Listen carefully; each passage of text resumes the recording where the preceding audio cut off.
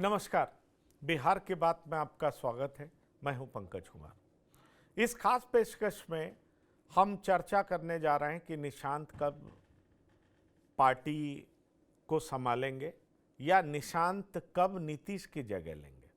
दरअसल निशांत के नाम की चर्चा जो तेज हुई है, उसके बाद पटना में कई जगह पर पोस्टर्स भी लगने लगे। ऐसे में बड़ा सवाल उठ रहा है कि क्या निशांत नीतीश को रिप्लेस करेंगे या निशांत सिर्फ संगठन में काम करेंगे। दरअसल हम आपको बता दें कि वो प्रमुख वजहें क्या है जो निशांत को जेडीयू में लाना जरूरी बन गया है, बड़ा कारक हो गया है। और इस जो भी अंदर की वजह है वो भी हम आपको बताएंगे। साथ ही साथ हम आपको ये भी बताएंगे कि क्या निशांत की एंट्री चीफ मिनिस्टर के रूप में ही होगी, क्या निशांत सीधा राजगद्दी पर बैठेंगे या निशांत संगठन संभालेंगे और जब कुछ अनुभव प्राप्त कर लेंगे फिर वो सरकार में आएंगे। तो इस पूरी बात पर हम चर्चा करने जा रहे हैं और चर्चा करने के लिए हमारे साथ कुछ मेहमान भी जुड़ेंगे जो कि बताएंगे अंदर की बात कि आखिरकार बिहार में क्या चल रहा है, क्यों संजय झा को आकर के ये कहना पड़ा कि निशांत जब चाहें आएँ, पार्टी में शामिल हों। कार्यकर्ता उनको बहुत चाहते हैं और कार्यकर्ताओं की ये डिमांड है। लेकिन ठीक चुनाव से पहले यही संजय झा ने कहा था कि निशांत फिलहाल नहीं आ रहे हैं, नीतीश कुमार बिल्कुल फिट हैं, उन्हीं की सरकार बनेगी। ऐसे में सवाल उठता है कि नीतीश की सरकार बनने के बाद अब संजय झा फिर क्यों कह रहे हैं कि निशांत आएँ, संभालें। कार्यकर्ताओं की ऐसी चाहत है, कार्यकर्ताओं की बड़ी मांग है, पर निशांत संभालेंगे क्या पार्टी या सत्ता? निशांत कब संभालेंगे पार्टी या सत्ता? ये सारी बात हम आपको बताने जा रहे हैं क्योंकि हमारे साथ जुड़ेंगे कुछ मेहमान। पर आइए आपको सुनाते हैं कि इस पर क्या कुछ कहा जा रहा है। देखिए, निशांत कुमार जी की मांगे सक्रिय राजनीति में बढ़ने लगी है। पार्टी के तमाम लोग हैं, वो चाहते हैं, उनकी इच्छा है कि निशांत कुमार जी पार्टी में सक्रिय भूमिका निभाएं। चूँकि देखिए, आदरणीय नीतीश कुमार जी से करोड़ों गरीब, गुरबे, पिछड़े, दलित, निरीह लोग जुड़े हुए हैं। ऐसी स्थिति में कहीं न कहीं एक नेतृत्व जो बिहार के लोग निशांत कुमार जी पर ही विश्वास करेगा, तो उनको सक्रिय भूमिका निभानी चाहिए, आनी चाहिए। अगर मुख्यमंत्री श्री नीतीश कुमार जी के पुत्र निशांत कुमार सक्रिय राजनीति में कदम रखते हैं और जेडीयू उन्हें पार्टी में शामिल करने की तैयारी कर रही है, तो यह एक स्वागत योग्य पहल है। राजनीति में नए शिक्षित और युवा नेतृत्व का आना हमेशा सकारात्मक संकेत देता है।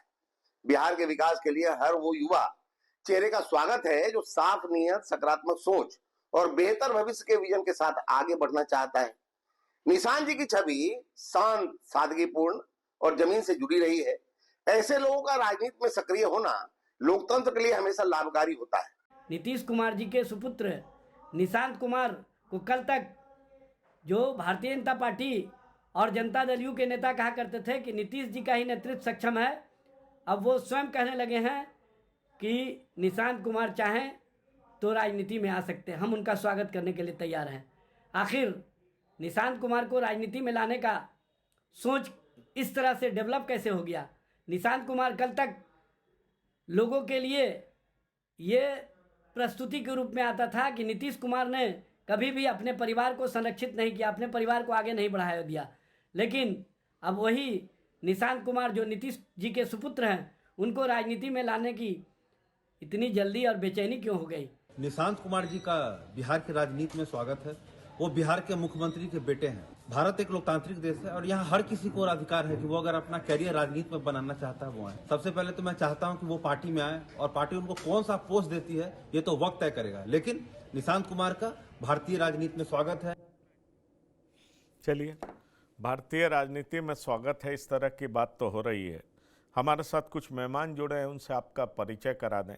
हमारे साथ सरोज सिंह जी वरिष्ठ पत्रकार जुड़े हैं सीधे पटना से, और आलोक वत्स जी जुड़े हैं राजनीतिक विश्लेषक, विश्लेषण करेंगे। पर सरोज जी, मेरे पास बहुत सारे सवाल हैं। ये निशांत की एंट्री की बात तो हम लोग चुनाव से पहले भी कर रहे थे, लेकिन चुनाव के बाद खुद संजय झा ने इंडिकेट कर दिया। सवाल ये उठता है कि निशांत की ज़रूरत कहाँ दिखाई पड़ रही है, जेडीयू को, संगठन में या सरकार में?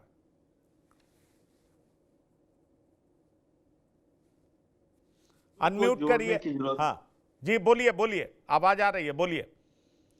कह रहे हैं कि जब हम लोग निशांत की बात करते हैं तो बहुत सारी सियासी कड़ियों को जोड़ने की जरूरत है।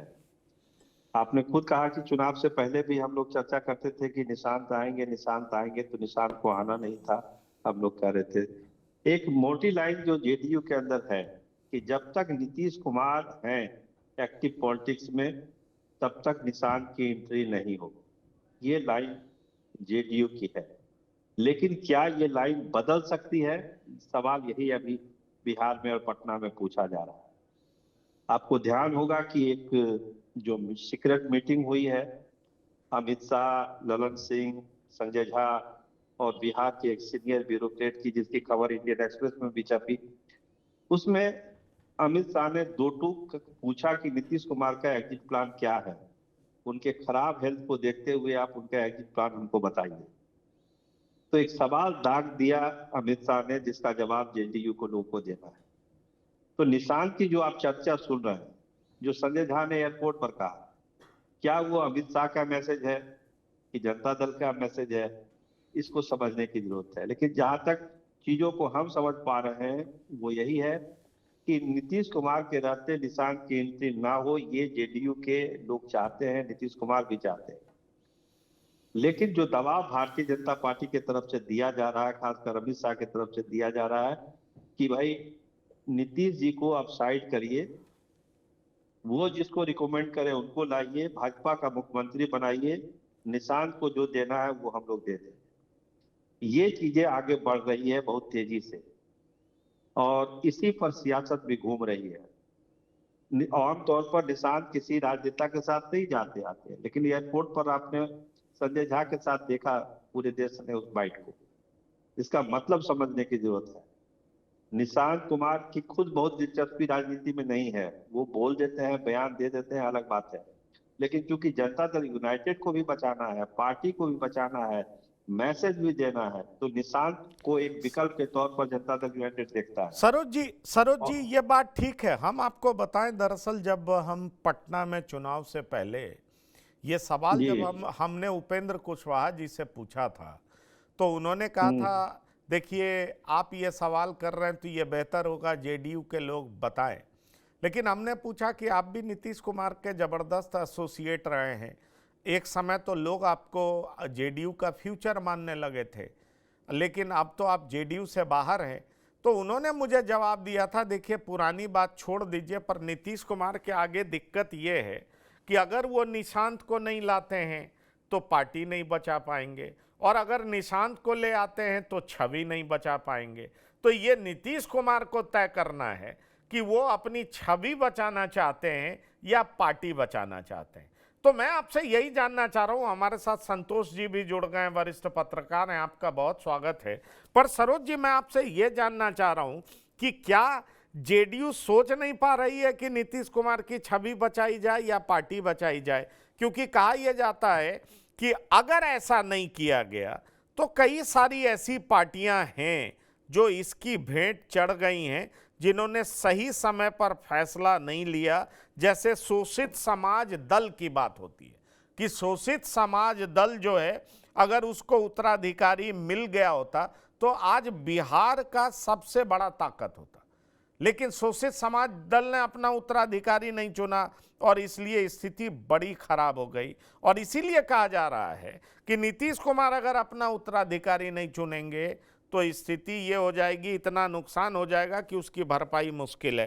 कैसे देखते हैं आप? देखिए, दो चीजें हैं पंकज भाई, इसको समझिए। एक, संजय झा के बयान को और गौर से देखिए और माइक्रो लेवल पर देखिए कि अपने अंतिम वाक्य में उन्होंने कहा कि हम चाहते हैं, पूरी पार्टी चाहती है कि निशांत कुमार पार्टी में आए, फैसला निशांत कुमार को करना है। ये अंतिम लाइन उनकी है कि निशांत कुमार डिसीजन है। विकल्प क्या है जनता दल यूनाइटेड के सामने? विकल्प अमित शाह ने बहुत लिमिटेड कर दिया। कि जो मीटिंग हुई, जो अखबारों में आई, इंडियन एक्सप्रेस में उस खबर का हवाला हम दे रहे हैं कि दो टूक सवाल की नीतीश कुमार का एग्जिट प्लान बताइए। बीजेपी चाहती है कि बंगाल चुनाव से पहले बिहार में उसका मुख्यमंत्री हो जाए, इसीलिए इतनी जल्दबाजी है, क्योंकि अभी सरकार बने 1 महीना भी नहीं हुआ है, लेकिन इतनी तेजी में अमित शाह एक्शन ले रहे हैं, तो इसका मतलब है कि बंगाल चुनाव से पहले 2-3 महीना पहले बिहार में वो सब कुछ सेट साट कर देना चाहते हैं। अब है कि राज्यसभा का चुनाव होना है, यहाँ पे काउंसिल का चुनाव होना है, ये तमाम चीजें हैं। अगर निशांत को लाना है तो काउंसिल में लाना है, अगर वो राज्यसभा भेज देते हैं तो तब तो मामला दूसरा हो जाएगा। अगर काउंसिल में आते हैं तब होगा कि चलिए अमित शाह के प्लान को आगे बढ़ाया जा रहा है। लेकिन एक बात पंकज जी, फिर हम उसी बात पर आएंगे कि नीतीश कुमार को जितना हम लोग जानते हैं, लेकिन संतोष जी बैठे हुए हैं, नीतीश कुमार को हमसे बेहतर वो जानते हैं।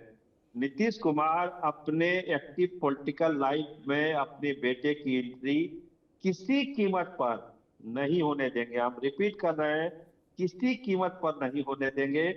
वो कोई दूसरा ऑप्शन चुन लेंगे, 11वीं बार शपथ ले लेंगे पलटी मार के, वो उनको मंजूर होगा, लेकिन अपने रास्ते अपने बेटे को पॉलिटिक्स में लाएंगे, ये हम नहीं समझते हैं कि नीतीश कुमार ऐसा काम करें।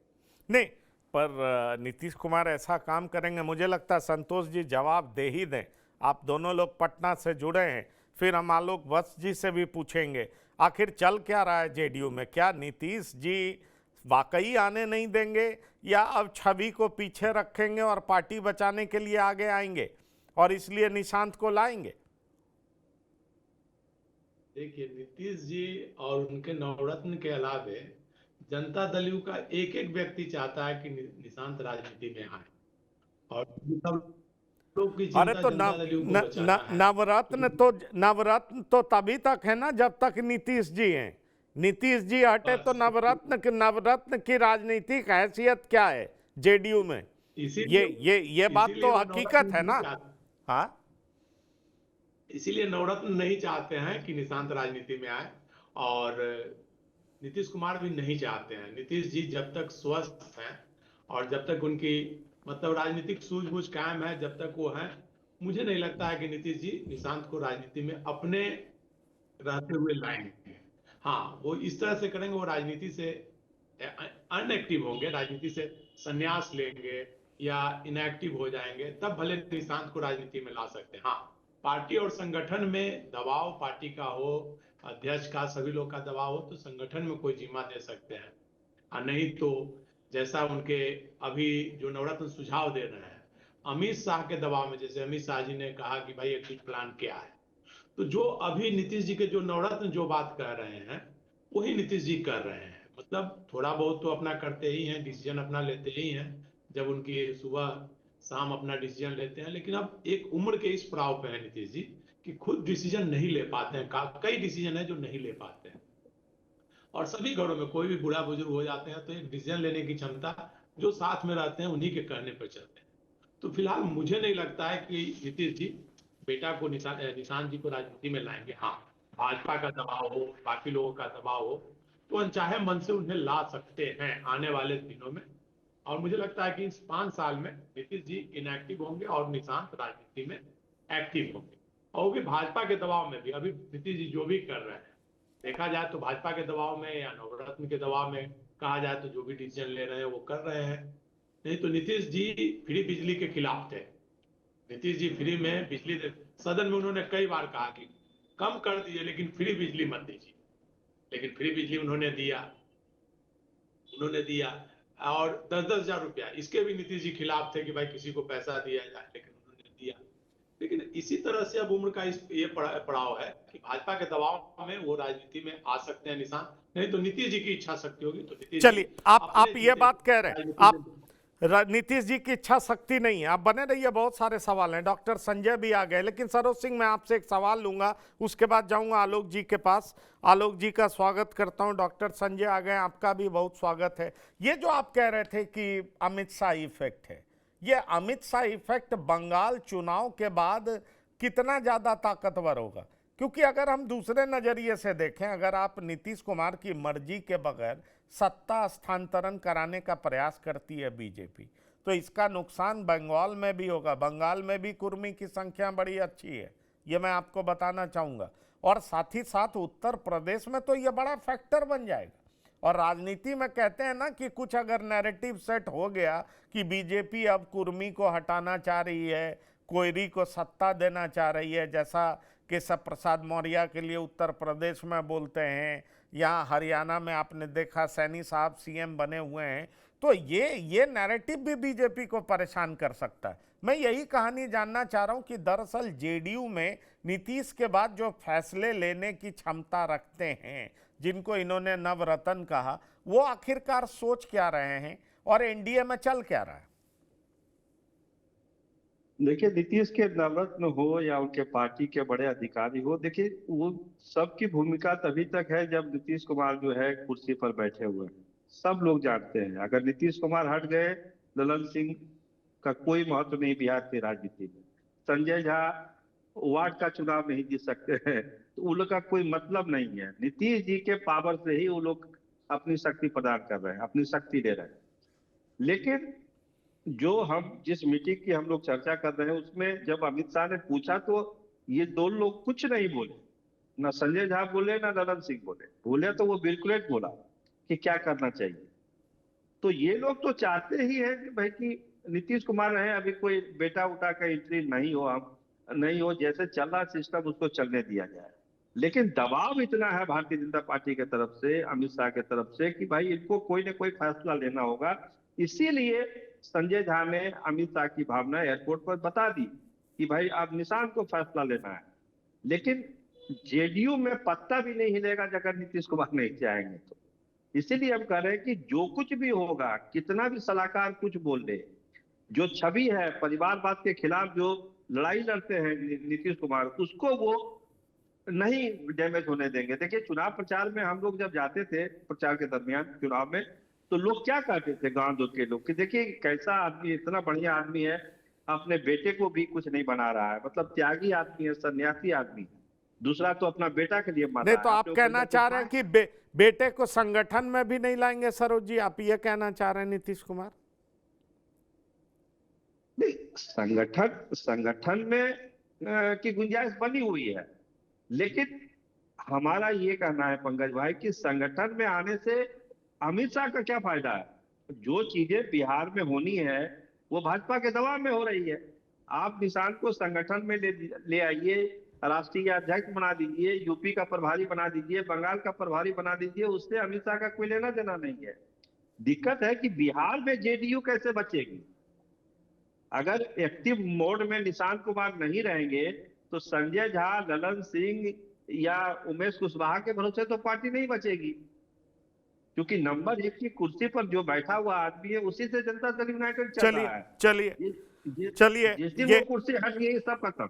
चलिए, ये बात ठीक है, लेकिन ये कहा जा सकता ना आलोक बस जी, डॉक्टर संजय आपके पास भी आ रहा हूं, पर आलोक बस जी, ये कहा जा सकता ना जेडीयू के तरफ से कि अभी नीतीश कुमार कुछ दिन रहेंगे और जो निशांत हैं वो संगठन में राजनीतिक अनुभव प्राप्त करेंगे और एक समय के बाद निशांत को आगे कर दिया जाएगा। ये पॉलिटिकल मैनेजर्स जेडीयू के तो कह सकते हैं, और तब तक नीतीश कुमार एक्टिवली सरकार चलाते रहेंगे जैसे अभी चला रहे हैं। देखिए पंकज जी, मैंने कुछ दिन पूर्व आपके डिबेट में कहा था कि नीतीश कुमार 1.5 वर्ष नहीं पूरा कर पाएंगे, और ये सारी चीजें अब देखने को मिल रही हैं। डेफिनेटली ये प्रेशर भारतीय जनता पार्टी के तरफ से है कि उसकी नजर है चीफ मिनिस्टर के कुर्सी पर किसी तरीके से।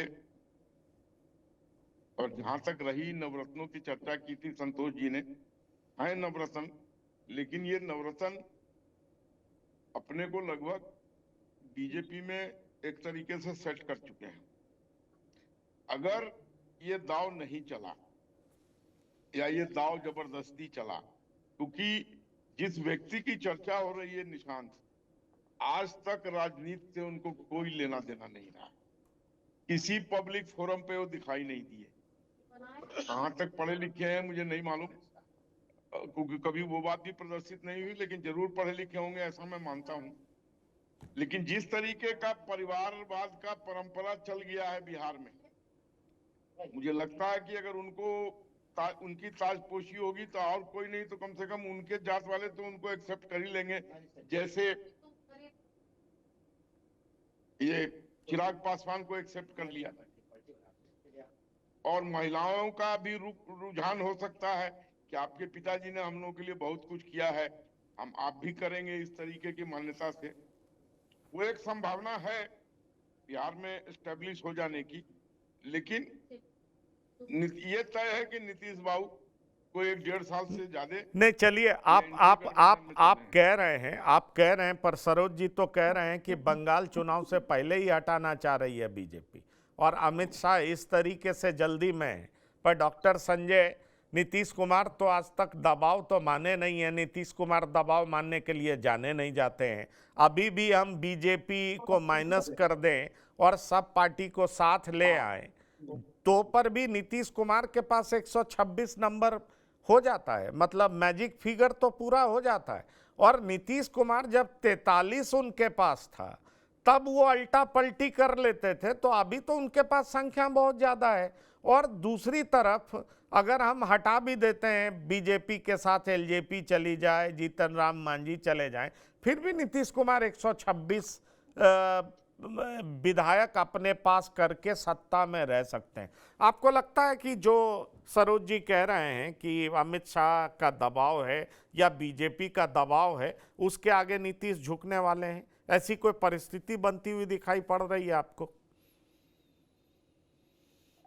नहीं, मुझे तो ऐसी कोई परिस्थिति नहीं दिखती है। मैं अभी आलोक वत्स जी पूछ रहे थे कि निशांत की पढ़ाई लिखाई के बारे में, वो बीआईटी मिश्रा से इंजीनियरिंग किए हुए हैं जहां तक मेरी जानकारी है। और निशांत का पोस्टर लगा है जेडीयू कार्यालय में भी, जेडीयू कार्यालय के बाहर भी, कि संगठन में अब इनको कोई महत्वपूर्ण जिम्मेवारी दी जाए। संजय झा तो बोल ही रहे थे, और पार्टी कार्यालय में ये पोस्टर लगना, बाहर पोस्टर लगना, कहीं न कहीं से इशारा तो है कि संगठन में जल्दी ही निशांत की एंट्री होगी। लेकिन एक चीज को लेकर के मैं हमेशा, हो सकता है कि मेरा प्रिडिक्शन गलत हो, मैं गलत एंगल में चीजों को सोचता हूं, लेकिन मेरी जो अपनी समझ है कि नीतीश कुमार जब तक चाहेंगे बीजेपी कोई छेड़छाड़ नहीं करेगी। कोई ऐसी परिस्थिति बिहार में नहीं बन गई है कि बीजेपी, हाँ नीतीश कुमार 50 से नीचे रह जाते, इनके सीटों की संख्या 50 से नीचे रह जाती और कोई ऐसा समीकरण नहीं बनता तो निश्चित रूप से बीजेपी दबाव बनाती। लेकिन 84 इनके एमएलए जीत के आए हैं, कई लोग इनके संपर्क में हैं जिनको एक आध महीना के अंदर में पार्टी शामिल करा लेगी, जिसको नीतीश कुमार, जिसको लेकर के मुखर है कि हम सबसे बड़ी पार्टी के रूप में बिहार में अपने को साबित करेंगे। वैसी स्थिति में बीजेपी नीतीश कुमार को हटा के, और जो आप कह रहे हैं कि सम्राट चौधरी को मुख्यमंत्री बना देगी, इस वजह से कि अब बीजेपी के मुख्यमंत्री बिहार में हो गए और जेडीयू के मुख्यमंत्री को हमने रिप्लेस कर दिया, ऐसा मुझे लगता नहीं।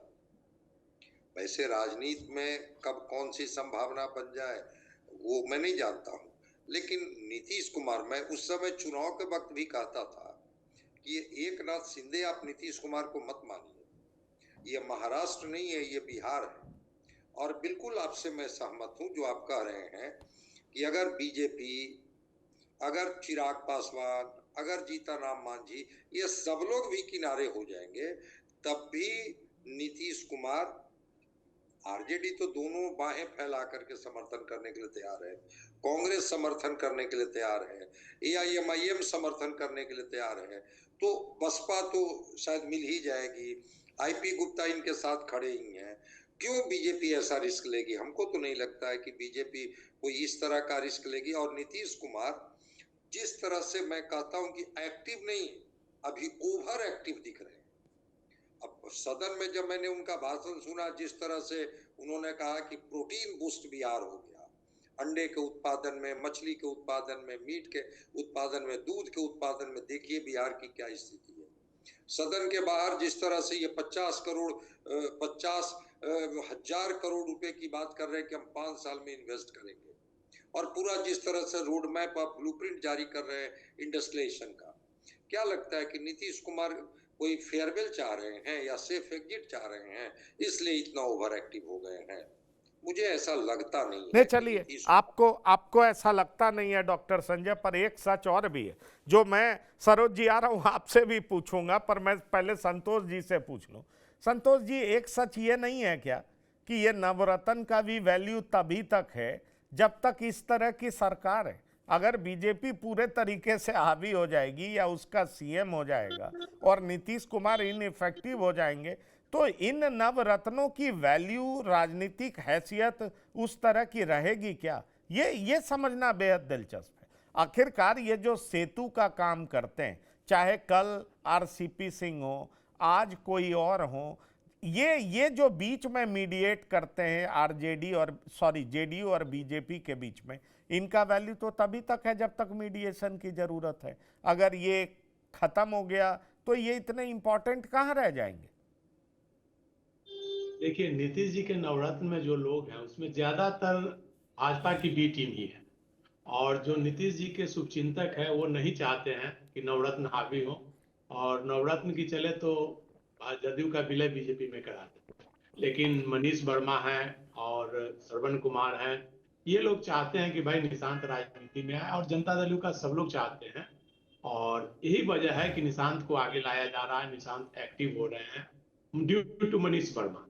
आज मुख्यमंत्री के प्राइवेट सेक्रेटरी में नीतीश कुमार के स्वजातीय 2 लोगों को नालंदा से लाया गया, कौशलेंद्र जी और एक और, तो वो मनीष वर्मा का किया हुआ है कि पहली बार नालंदा से उठा करके नीतीश जी के आप सचिव में रखा गया है।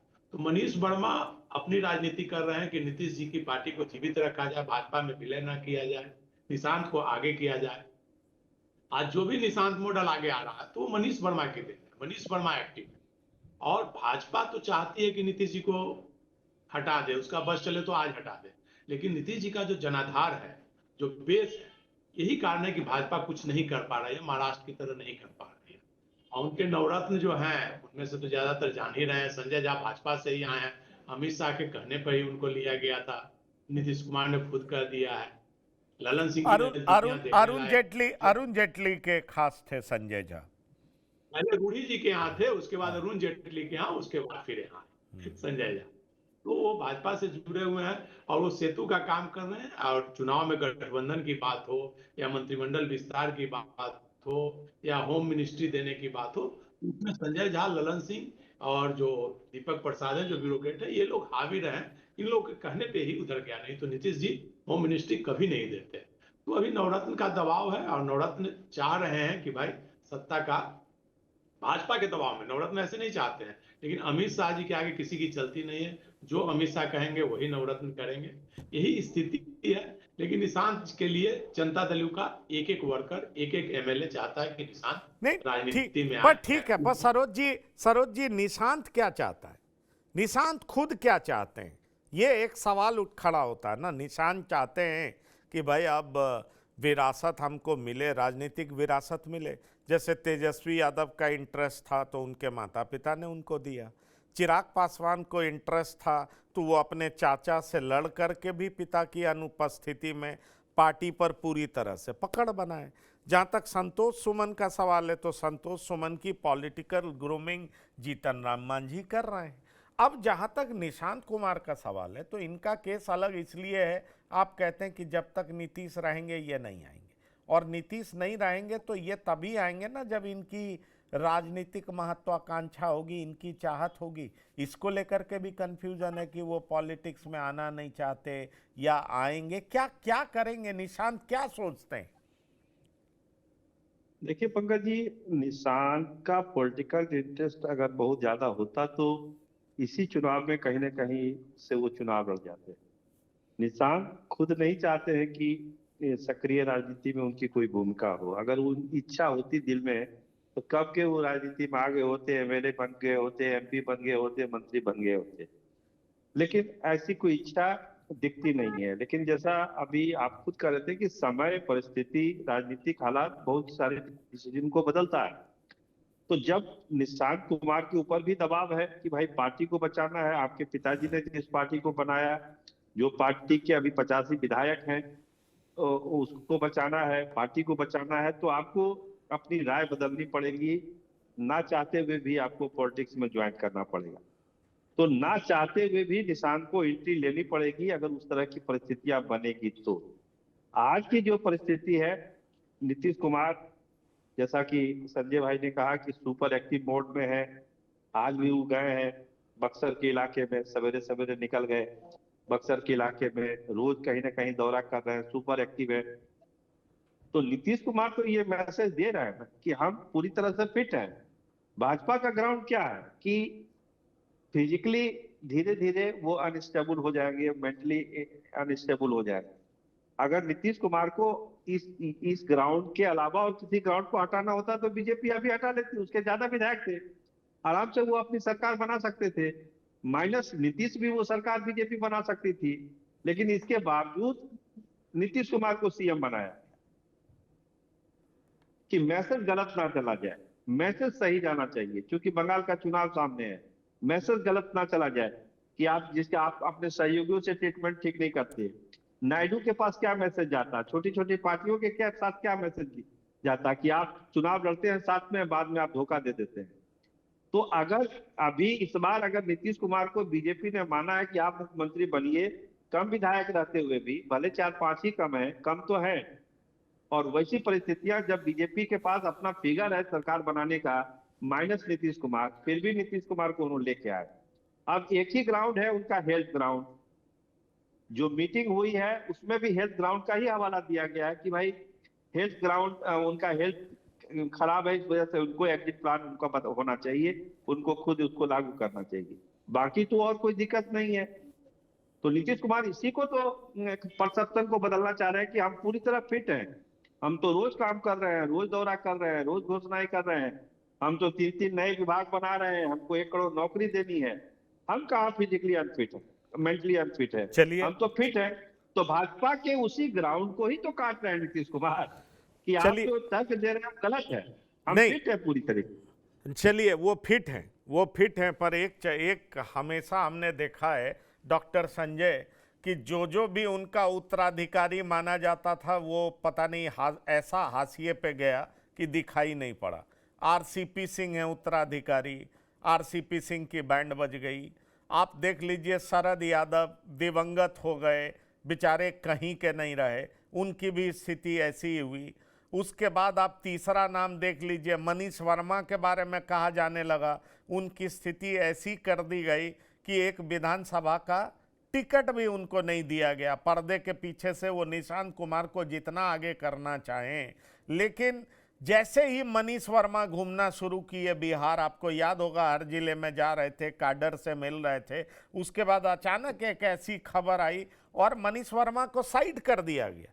हालत तो तब गड़बड़ हुई कि जेडीयू के भीतर जितने ब्यूरोक्रेट थे जो कि कास्ट लाइंस पे चुनाव लड़ना चाहते थे, एक फॉर्मूला तैयार कर दिया गया कि किसी ब्यूरोक्रेट को विधानसभा का टिकट नहीं देना, और कोई ब्यूरोक्रेट इस बार चुनाव नहीं लड़ा। नीतीश जी का बेहद खास था, किसी कार्यक्रम में नीतीश जी हेलीकॉप्टर से गए भी, तय माना जाने लगा कि भाई इन्होंने रिजाइन किया, इन्होंने रिजाइन किया, इन्होंने रिजाइन किया, ये विधानसभा का चुनाव लड़ेंगे। लेकिन परिस्थिति ऐसी हुई कि सबके सब जो है हाशिए पे धकेल दिए गए। ये निशांत का नाम आ रहा है, ये लाने वाले कौन लोग हैं? ये सवाल बहुत इंपॉर्टेंट। पिता नहीं चाहेंगे तो निशांत आएंगे क्या? और निशांत भी नहीं चाहेंगे तो क्या सामाजिक दबाव से आ जाएंगे क्या? क्योंकि मैं कई लोगों का स्टेटमेंट भी देखता हूं। आप देखिए, उनके चाचा कह रहे हैं कि निशांत को आना चाहिए, इस तरह की बात हो रही है। भाई उपेंद्र कुशवाहा बार बार कहते हैं कि निशांत नहीं आएंगे तो पार्टी नहीं बचेगी, ऐसा कहा जा रहा है। उसके बाद कई सारे शुभचिंतक कहते हैं कि निशांत को आना चाहिए, खुद अब संजय झा कहने लगे कि निशांत को आना चाहिए। पर सवाल तो यही उत्पन्न होता है ना कि निशांत किस परिस्थिति में आएंगे। कई लोग विरासत संभालने वाले हाशिए पे चले गए, उन पे प्रशांत किशोर का भी नाम है, उनको अपनी पार्टी बनानी पड़ गई। डॉक्टर संजय कुमार कुमार जब तक एक्टिव रहेंगे, फिर मैं दोहरा रहा हूं कि उस स्थिति में सरकार में निशांत नहीं आने जा रहे हैं। संगठन में निशांत आ सकते हैं और संगठन में निशांत चूंकि नीतीश कुमार के बेटे हैं, इसलिए हो सकता है कि संगठन में ला करके इनकी ग्रूमिंग हो। बीजेपी भी चाहती है कि निशांत आए और संगठन में उनको जिम्मेवारी दी जाए, और कल कोई परिस्थितियां बनती है तो हम लोग निशांत को भी कोई बड़ी जिम्मेवारी बिहार में दे सकते हैं। लेकिन नीतीश कुमार जब तक मुख्यमंत्री हैं, क्या लगता है कि नीतीश कुमार को कोई जानकारी नहीं है कि निशांत को संगठन में लाने की बात बार बार हो रही है। अब तो जेडीयू दफ्तर में पोस्टर लग रहे हैं, शहर में पोस्टर लग रहे हैं, जोर जोर से मांग हो रही है कि भाई निशांत जो हैं वो बिहार में आए और अब सक्रिय संगठन में, राजनीति में भूमिका अदा करें। संजय झा भी अगर कुछ इशारे समझे होंगे तभी उन्होंने कहना शुरू किया कि हाँ, निशांत को आना चाहिए। तो निशांत कब, कैसे, कितने दिनों के बाद तैयार होंगे संगठन के लिए, वो तो निशांत का पार्ट है, और वो आएंगे, ये तो अब तय हो गया। आज आए, कुछ दिन के बाद आए, लेकिन निशांत पार्टी संगठन में कोई दायित्व उनको दिया जाएगा, कोई जिम्मेवारी दी जाएगी और वो संगठन में अब उनकी भागीदारी होगी, ऐसा दिख रहा है। सरकार में चूंकि नीतीश कुमार मुख्यमंत्री हैं और ये अपने इमेज को लेकर के बहुत ही कॉन्शियस रहते हैं, इसलिए सरकार में निशांत की भागीदारी, और मुख्यमंत्री के बेटे हैं इसलिए नीतीश कुमार जब वहां हैं और निशांत की अगर भागीदारी नहीं भी होती है तो जीतन राम मांझी और उपेंद्र कुशवाहा नीतीश कुमार नहीं है कि भाई अगर अपने बेटे को लॉन्च नहीं करेंगे, बेटे को कहीं ना कहीं एडजस्ट नहीं करेंगे तो फिर तो आगे होना क्या है। अभी तो नीतीश कुमार ही हैं। लालू प्रसाद हो, चाहे उपेंद्र कुशवाहा हो, या जीतन राम मांझी हो, या रामविलास पासवान हो, इन लोगों ने महसूस कर लिया था कि अगर हम सत्ता से किनारे हुए तो फिर इनको एडजस्ट कहाँ किया जाएगा। इस वजह से उनकी लॉन्चिंग हुई। क्या लगता है, लालू प्रसाद मुख्यमंत्री रहते और मजबूत स्थिति में रहते, कन्विक्टेड नहीं रहते, तो तेजस्वी को थोड़े सीएम बनाता, डिप्टी सीएम बनाते। वो तो दावेदारी करते 15 में कि हम सीएम बनेंगे, नीतीश कुमार जी को जो तय करना है कर लीजिए। लेकिन चूंकि लालू प्रसाद जी अब राजनीति में आ नहीं सकते हैं, नहीं इसलिए तो उन्होंने चलिए, ये बात अगर डॉक्टर संजय मान भी लिया जाए, संतोष जी से भी ये सवाल करूंगा, पहले आलोक जी से पूछ लूं कि क्या ये मान लिया जाए कि निशांत आएंगे तो नीतीश कुमार राजनीति छोड़ देंगे जी? क्योंकि सरोज जी कह रहे थे नीतीश रहते निशांत नहीं आएंगे, लेकिन अगर निशांत आते हैं आलोक वत्स जी तो नीतीश जी राजनीति छोड़ देंगे, या अगर नीतीश जी चले ही जाते हैं तो क्या निशांत के लिए उस तरह का माकूल परिस्थिति होगा कि वो आए और टेक ओवर कर लें? कैसे देख रहे हैं आलोक वत्स जी आप? अनम्यूट करिए, अनम्यूट करिए। अब जिस तरीके की बातें हो रही हैं उससे तो लगता है कि निशांत जी को वो लोग लेके आ ही जाएंगे, चाहे वो किसी भी परिस्थिति में हो। लेकिन हाँ, मुझे नहीं लगता है कि अब एकाएक उनका किसी पद पे, सरकारी पद पे ताजपोशी होगा। वो अभी पहले संगठन में जाएंगे और वहां पर कुछ दिन का तजुर्बा लेने के बाद फिर उनको कहीं आगे की तरफ प्रोजेक्ट किया जाएगा। और जैसा मैंने कहा कि जिस तरीके से दूसरे जाति के लोगों ने उनके पुत्रों को आत्मसात कर लिया है, इनको भी उनके जाति के लोग तो आत्मसात कर ही लेंगे। नहीं, चलिए, साथ ही साथ महिलाओं का भी एक बड़ा वर्ग इनके, चलिए हम मान लेते हैं, लेकिन एक 3 पॉसिबिलिटीज है संतोष जी कि भाई मुख्यमंत्री का पद नीतीश कुमार को दिया गया, निशांत आएंगे तो निशांत ही अभी उस तरह के परिपक्व पॉलिटिशियन तो है नहीं कि सीधा मुख्यमंत्री का पद दे दिया जाएगा। एक सवाल ये उठता है। दूसरा सवाल ये उठता है कि निशांत की एंट्री पार्टी में हो सकती है, अलग अलग जिम्मेदारी दी जा सकती है, सरकार चलती रहेगी और उस तरीके से निशांत मैच्योर्ड हो जाएंगे।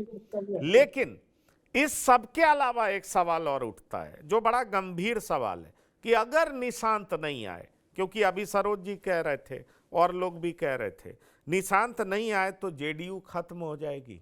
ये एक बड़ा सवाल है, कैसे देखते हैं आप? देखिए, निश्चित तौर पर निशांत अगर राजनीति में एक्टिव नहीं होते हैं, नहीं आएंगे राजनीति में, तो जनता दल पूरी तरह से बिखर जाएंगे। क्योंकि जनता दल में सेकंड लाइनर कोई नेता नहीं है नीतीश कुमार के बाद जिसे जनता दल के समर्थक नेता माने। और इसलिए निशांत को राजनीति में आना जनता दल के सभी नेताओं की इच्छा है, कुछ नेताओं को छोड़कर। लेकिन एक बात मैं आपको बता दूं, जनता दल के जो भी विधायक हैं और नेता हैं वो निशांत को मुख्यमंत्री चाहते हैं कि नीतीश कुमार के बाद वो मुख्यमंत्री बने, ना कि भाजपा का मुख्यमंत्री हो और उप मुख्यमंत्री निशांत बने। चाहे श्रवण कुमार हो, चाहे विजेंद्र यादव हो, चाहे कोई जनता दल के जो भी नेता है, उनकी इच्छा है कि निशांत अगर राजनीति में आए तो नीतीश कुमार के बाद मुख्यमंत्री की कुर्सी संभाले, ताकि वो वोट की विरासत जो है, जिस प्रकार से तेजस्वी यादव ने लालू प्रसाद के वोट बैंक को तेजस्वी यादव को मान लिया नेता, चिराग पासवान के समर्थकों ने, रामविलास पासवान के समर्थकों ने चिराग पासवान को नेता माना, उसी प्रकार से ये लोग की इच्छा है। लेकिन भाजपा की इच्छा है कि भाजपा का सीएम बने और निशांत डिप्टी सीएम बने। लेकिन मुझे नहीं लगता कि जब अभी नीतीश कुमार एक्टिव मोड में है वो रहेंगे, और निशांत अभी राजनीति में डिप्टी सीएम का भाजपा जो ख्वाब देख रही है वो अभी पूरा होने वाला नहीं है। निशांत भले पार्टी में एक्टिव हो जाएंगे, क्योंकि एक्टिव होंगे और हर पिता की इच्छा होती है कि भाई उनका बेटा उनके जीते जी एक्टिव हो, कहीं किसी पद पे आ जाए। लेकिन नीतीश कुमार एक समाजवादी विचारधारा से जुड़े हुए हैं, परिवारवाद के खिलाफ रहे हैं, लेकिन एक उम्र के पड़ाव पर आकर के पुत्र मोह जागृत होता है, पुत्र मोह। इसके बावजूद वो मंत्री या उप मुख्यमंत्री अभी निशांत को नहीं बनाएंगे, अभी पार्टी में ही लाएंगे, संगठन की जिम्मा देंगे। उसके बाद आने वाले समय में नीतीश जी यहाँ छोड़ेंगे तो उसके बाद निशांत को जिम्मेवारी दी जाएगी, पहले नहीं। जब तक नीतीश कुमार राजनीति में एक्टिव है तब तक निशांत ना डिप्टी सीएम बनेंगे ना सीएम बनेंगे। नीतीश जी संन्यास लेंगे तभी निशांत राजनीति में एक्टिव, ये बात आप जान लीजिए। नीतीश जी अपनी मतलब छवि को लेकर बहुत ही कॉन्शियस है, वो कुछ भी कर लेते हैं, अपनी छवि को खराब नहीं होने देते। छवि को बचाने के लिए वो कभी आरजेडी के साथ जाते हैं, कभी भाजपा के साथ जाते हैं, अपनी छवि को हमेशा बचाए रखना चाहिए। ठीक है, पर एक गंभीर सवाल उठता ना, अगर हम इतिहास का पन्ना पलटें डॉक्टर संजय, तो कहा जाता है कि जिन पार्टियों ने समय से अपना नेता घोषित नहीं किया उनका बड़ा बुरा हश्र हुआ। अभी थोड़ी देर पहले हम शोषित समाज दल की बात कर रहे थे। शोषित समाज दल के नेता जगदेव प्रसाद होते थे, उनकी हत्या हो गई, और चूंकि उन्होंने उत्तराधिकारी नहीं चुना था, कोई नेता घोषित नहीं था, तो ये पार्टी खत्म होती चली गई। और अब आप देख लीजिए कि उनके सुपुत्र की भी कोई राजनीतिक हैसियत रह नहीं गई है। अब उसी तरीके से आप देख लीजिए जनता पार्टी में अलग अलग नेता हुए, कई सारी पार्टियां बनी, ये सबको पता है। अभी देख लीजिए जयललिता की पार्टी है AIADMK, उनके जयललिता का निधन हुआ, उसके बाद पार्टी खत्म होने के कगार पर है। और इसी को लेकर के दो सोच जो चल रही है, एक सोच ये है कि निशांत को समय पर नहीं लाए तो पार्टी नहीं बचेगी, दूसरी सोच ये है कि नीतीश कुमार के रहते निशांत को ले आया गया तो नीतीश कुमार की छवि नहीं बचेगी। अब छवि बचाएं कि पार्टी बचाएं, ये बड़ी चुनौती है नीतीश कुमार के आगे। तो सवाल उठता है कि कैसे आप एंट्री देख रहे हैं नीतीश कुमार की। भाई एक बात तो तय ना, अगर वो ठीक रहे फिट रहे तो निशांत की एंट्री नहीं होगी। तो भाई जब ठीक रहे फिट रहे तो निशांत की एंट्री नहीं होगी, और बाद में निशांत की एंट्री भी होगी तो राजनीति के टेढ़े मेढ़े रास्ते पर निशांत बिना पिता के आवरण के अगर वो चलना चाहेंगे तो कितना डिफिकल्ट रास्ता होगा। क्या उनका जेडीयू में इतना आसान रास्ता होगा? क्या कई सारे स्टेक होल्डर्स होंगे, कई लोग आगे आ सकते हैं, चुनौती दे सकते हैं। तो इसीलिए मैं डॉक्टर संजय आपसे ये सवाल कर रहा हूं कि आप क्या देख पा रहे हैं दरअसल। नीतीश कुमार की छवि भी बची रहेगी और पार्टी भी बची रहेगी। प्रशांत किशोर क्या कहते थे कि भाई लिख लीजिए 25 से कम विधायक इनके आएंगे, और अगर 25 से अधिक आ गए तो मैं इस्तीफा दे दूंगा। और नीतीश कुमार को लेकर के जितने सवाल थे, सारे सवालों का उत्तर तब मिल गया जब इनके पास 84 विधायक जीत करके आए। मतलब नीतीश कुमार, कहा तो यहां तक जाता है कि नीतीश कुमार के वजह से ही बीजेपी को भी 89 सीटें आई। अगर बीजेपी भी नीतीश कुमार के साथ गठबंधन में नहीं होती तो 89 सीटें बीजेपी को भी नहीं आती। तो नीतीश कुमार रेलिवेंट हैं अभी। और मैं बता रहा हूं ना कि जिस तरह से ओवर एक्टिव मैं नीतीश कुमार को देख रहा हूं, एक एक चीज पर नजर रखने हैं। हाजीपुर में कहा बूट बनता है, जहां से वो सप्लाई होता है रशियन आर्मी को, अब कभी लेदर इंडस्ट्री में चले जा रहे हैं, कभी वो इन्वेस्टमेंट की बात कर रहे हैं, कभी डोभी का वो 1700 करोड़ रुपए में वो जो आईएमसी बन रहा है, जो इंडस्ट्रियल कॉरिडोर का हिस्सा होगा पंजाब से पश्चिम बंगाल का, उस पर वो बात कर रहे हैं। कभी वो बात कर रहे हैं कि कैसे हम एनटीपीसी और कैसे न्यूक्लियर पावर प्लांट को हम आकार देंगे। वो नीतीश कुमार जो इतने एक्टिव हो गए हैं, तो नीतीश कुमार को हम उस रूप में तुलना नहीं कर सकते हैं कि नीतीश कुमार अब इतने फिजिकली फिट नहीं रह गए, मेंटली फिट नहीं रह गए कि अब जल्दी से अगर अपने कोई परिवार की एंट्री नहीं कराएंगे तो न पार्टी बचेगी, न इनकी सरकार बचेगी। मुझे ऐसा अभी लगता नहीं है। एक दूसरी बात, शोषित समाज दल में जो वो पीढ़ी थी जगदेव प्रसाद, वो जगदेव प्रसाद ने कभी सोचा नहीं था कि शोषित समाज दल तभी बचेगा जब हमारे बेटे इसमें उत्तराधिकारी के तौर पर आएंगे। इनके बेटे ने तो उसकी फसल काटी, हर पार्टी में घूम घूम करके जगदेव प्रसाद जी के नाम का पूरा इस्तेमाल किया और वही कारण रहा कि इनको लाभ मिलते रहा, कभी मंत्रिमंडल में जगह देके, कभी विधान परिषद बना करके। नीतीश कुमार जीते जी कल कौन सी परिस्थितियां होगी राजनीति में मैं नहीं जानता हूँ। ऐसा कुछ भी नहीं करेंगे जिसमें इनकी छवि के प्रति ज्यादा कंसस है। पार्टी के प्रति उतना कंसस है नहीं है, छवि के प्रति जरूर कंसस है।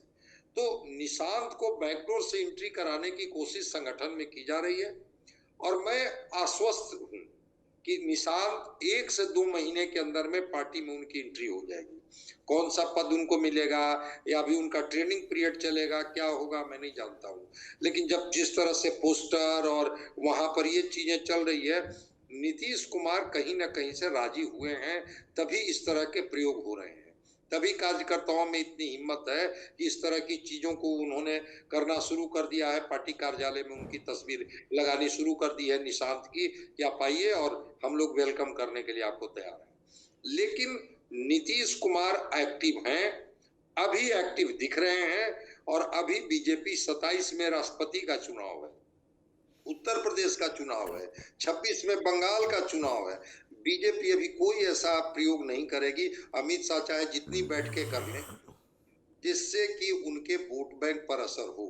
और बिल्कुल फिर मैं आपसे सहमत हूं कि ये आरोप न लगे चंद्रबाबू नायडू के द्वारा या और लोगों के द्वारा कि हाँ मिल करके तो लड़ते हैं और जब इनके पास कंफर्टेबल मेजॉरिटी आ जाती है तो अपने ही सहयोगियों को किनारे कर देते। चलिए, तो सवाल गंभीर यही है कि क्या 27 के चुनाव से पहले नीतीश कुमार को हटा करके निशांत को लाने की कवायद होगी, या नीतीश जब तक सत्ता में बने रहेंगे निशांत संगठन में आ सकते हैं, सत्ता में नहीं आएंगे? ये एक बड़ा सवाल है।